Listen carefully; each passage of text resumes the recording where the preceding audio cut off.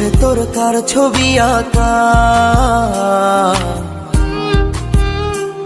তোর মনের ভেতর কার জন্য এত ভালোবাসা।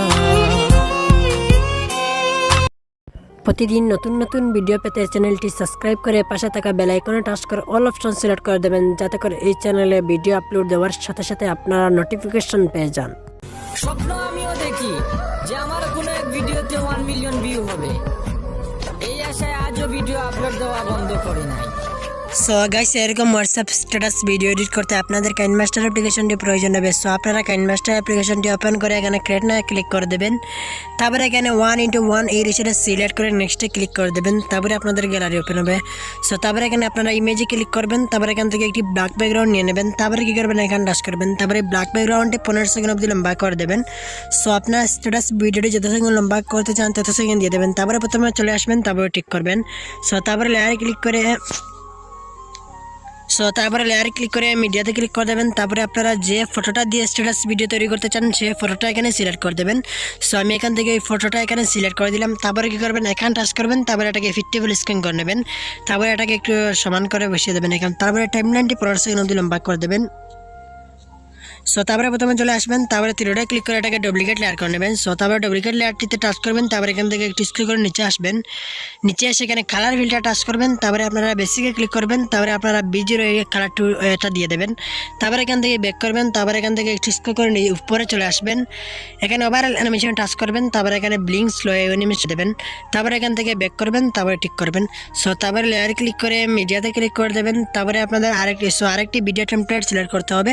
সো এই ভিডিও টেমপ্লেটটি লিঙ্ক ভিডিও ডিসক্রিপশনে আপনারা পেয়ে যাবেন। সো এখান থেকে ভিডিও টেমপ্লেটটা এখানে সিলেক্ট করে ওকে করে দেবেন। তারপরে কী করবেন, এখানে টাচ করবেন। তারপরে এটাকে 50 স্ক্যান করে নেবেন। তারপরে এখান থেকে ব্যাক করবেন। তারপরে এখানে ভলিউমে চলে আসবেন। তারপরে এর ভলিউম অফ করে দেবেন। তারপরে এখান থেকে ব্যাক করবেন। তারপরে এখানে একটু স্ক্রল করে নিচে আসবেন। নিচে এসে এখানে ব্লেন্ডিংয়ে টাচ করবেন। তারপরে এটাকে স্ক্যান করে দেবেন। সো তারপরে টিক করবেন। সো তারপরে লেয়ারে ক্লিক করে মিডিয়াতে ক্লিক করে দেবেন। তারপরে আপনাদের আরেকটি ভিডিও টেমপ্লেট সিলেক্ট করতে হবে। সো এই ভিডিও টেমপ্লেটটি লিঙ্ক ভিডিও ডিসক্রিপশনে আপনারা পেয়ে যাবেন। সো এখান থেকে এই ভিডিও টেমপ্লেটটা এখানে সিলেক্ট করে দেবেন। তারপরে এটাকে রিং ইনকোড করে নেবেন। পরে কী করবেন, এটাকে এখানে বড় করে নেবেন। সো এটাকে এরকমভাবে এটাকে এখানে বড় করে নেবেন। তারপরে এখান থেকে একটু স্ক্রল করে নিচে চলে আসবেন। সো এখান থেকে একটু স্ক্রল করে নিচে চলে আসবেন। নিচে এসে এখানে ব্লেন্ডিংয়ে টাচ করবেন। তারপরে এটাকে স্ক্যান করে দেবেন।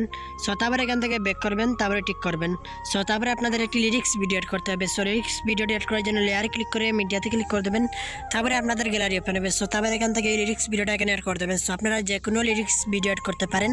সো এই লিরিক্স ভিডিওটির লিঙ্ক ভিডিও ডিসক্রিপশনে আপনারা পেয়ে যাবেন। সো এখান থেকে লিরিক্স ভিডিওটা এখানে এড করে ওকে করে দেবেন। তারপরে কী করবে, এটাকে একটু ছোটো করে এখানে নিচে বসিয়ে দেবেন। সো তারপর এখান থেকে একটু স্ক্রল করে নিচে চলে আসবেন। নিচে এসে এখানে আবারও ব্লেন্ডিংয়ে টাচ করবেন। তারপর এটাকে স্ক্যান করে দেবেন। সো অলরেডি আমাদের স্ট্যাটাস ভিডিও এডিট কমপ্লিট। এখন আপনাদেরকে একটু প্লে করে দেখে মনে হলো।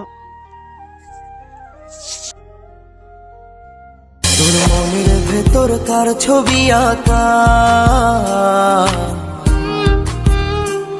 তোর মনের ভেতর কার জন্য এত ভালোবাসা। এখানে টাচ করবেন। তারপরে এখানে সেভ অপশনে ক্লিক করলে গ্যালারিতে সেভ হয়ে যাবে।